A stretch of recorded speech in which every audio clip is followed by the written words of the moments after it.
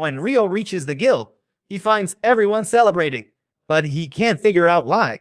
Meanwhile, Yu stays holed up in his office, grumpy, and won't. This is because he has a lot of work pending, such as reports to the regional and capital lords, response funds for the Great Tide, or paperwork for payments to the adventurers who helped.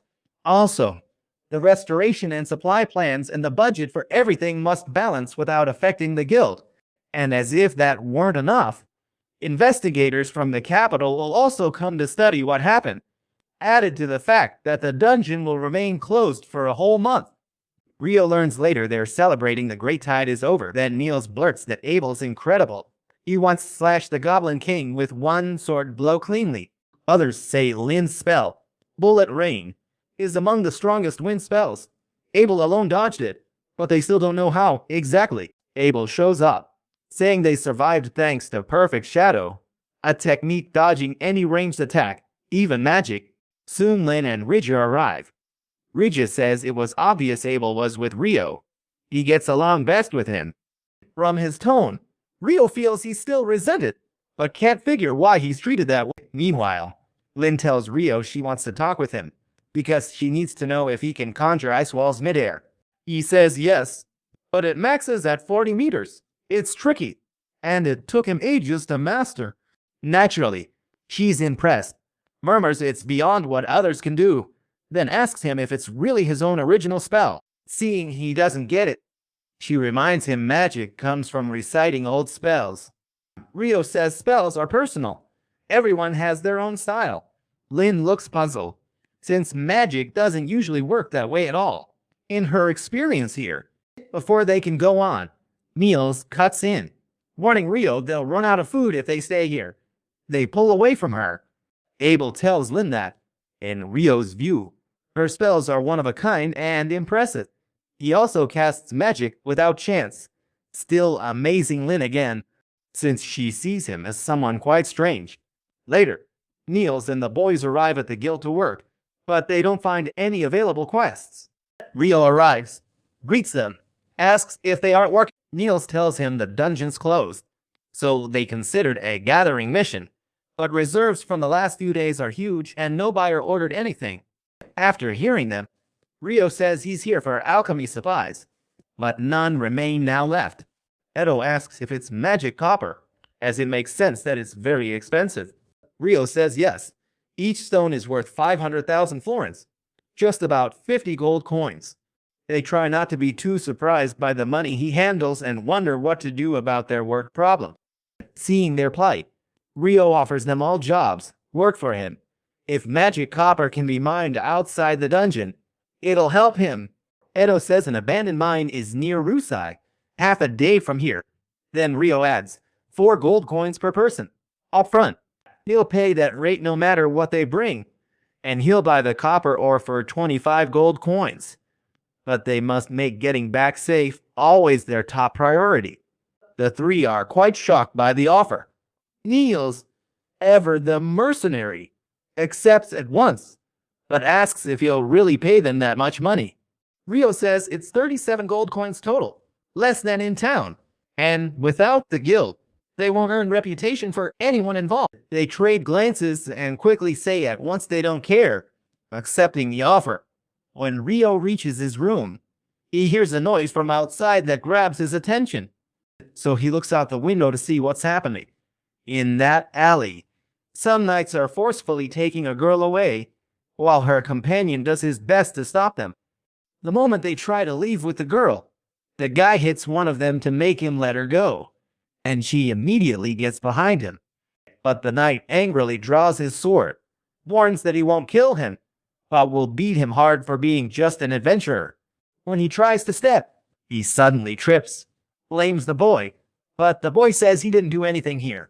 Once again, the knight trips when he tries to get up, which confuses his companions. Phelps suddenly bursts in, tells them to stop. The adventurers recognize him at once, not the knights. They turn hostile, and Phelps sharply condemns their actions. After all, they're meant to protect the kingdom, but since they don't know him, they threaten outright guild expulsion. Phelps ignores them and explains that, though he's an adventurer, he's also a noble of this kingdom here, Then he introduces himself as Phelps, heir of the Heinleins. One of the men recognizes that last name. It's the same one the former commander of the Knights had, and Phelps confirms it by telling them that Alexis Heinlein is his father. Finally, he orders them out at once, and the Knights comply promptly.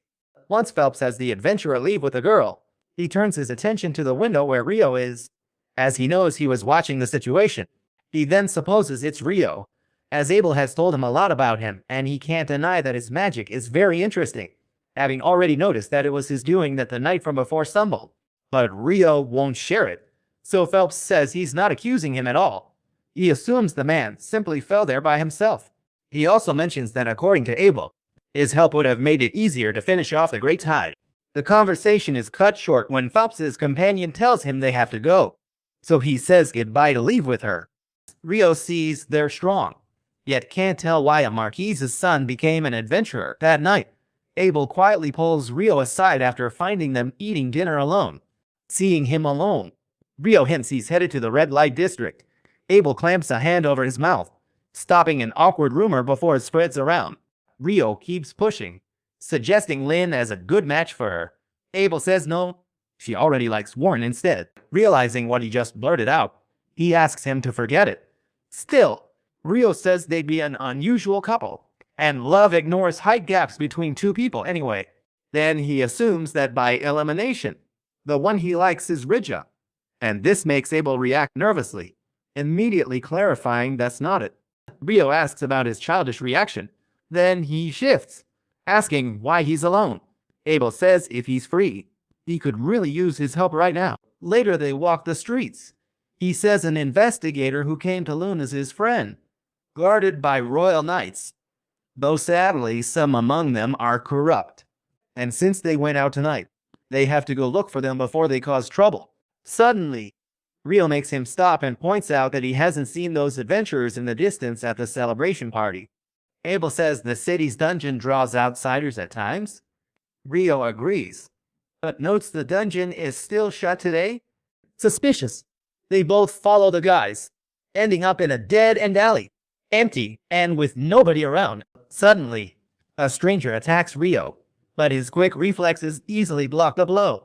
When others launch to attack them, what happens is that several pieces of ice fall from the sky to knock them out, thus defeating all the attackers with ease. Rio's let down by the ambush, but Abel says no one expected him so strong. Then he lifts an alchemy-like item from the ground nearby. Before Rio can ask for it, he refuses, saying it'll be used as evidence. After they're tied up, Abel notices the adventurers are C-rank from J. Claire, and lose capital, but wonders why here. With this finished, he decides to leave it in the hands of the city guard, and they leave the place after leaving the adventurers tied up there. Elsewhere, the knights spot Phelps walking by himself through the city's canal district. As they move to strike from behind, they suddenly freeze, unable to move or speak at all. You can tell there it was Phelps's partner, who shot each of them with a paralyzing dart. With that, he casts a fire spell, incinerating them completely, leaving no trace. As soon as it happens, Phelps congratulates her for it, calling her Sheena. Later, Yu meets the investigators and insists they seize the guild pantry there. They waltz in, open the dungeon, investigate, then still demand adventurers to guard them for protection. One man, Clip, reminds him His Majesty appointed Count Harold Lawrence, Interior Minister, to lead this research expedition here. In addition to that, he granted them complete authority over the land, something mentioned in the received decree.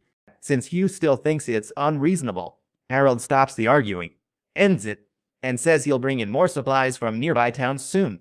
Clip points out that this will solve the provisions problem, but they cannot delay the opening of the dungeon.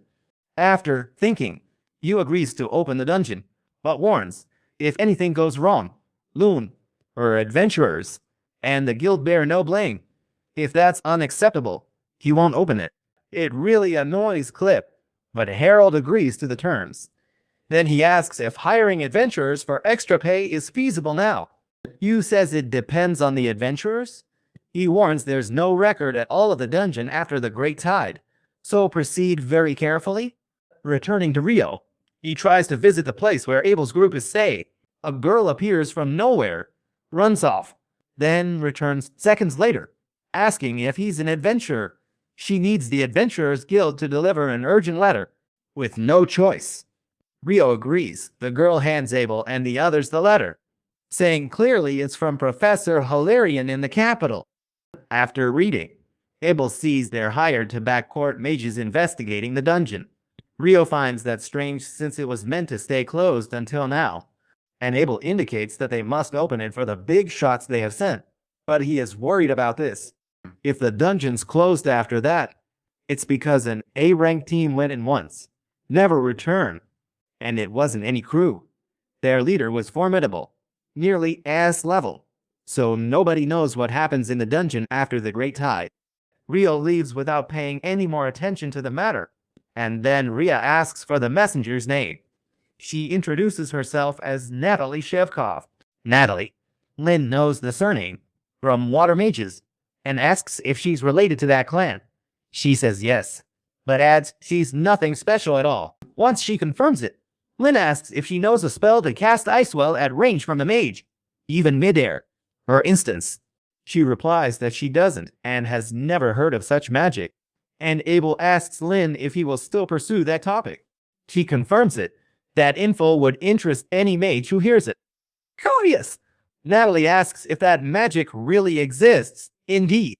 Rija says Rio, the boy who just left, can use her. Apparently, Abel uses this moment to warn them. Nobody should take on Rio. He's sure even all four together couldn't beat him. Not in a straight fight. If they face him as an enemy, surrender.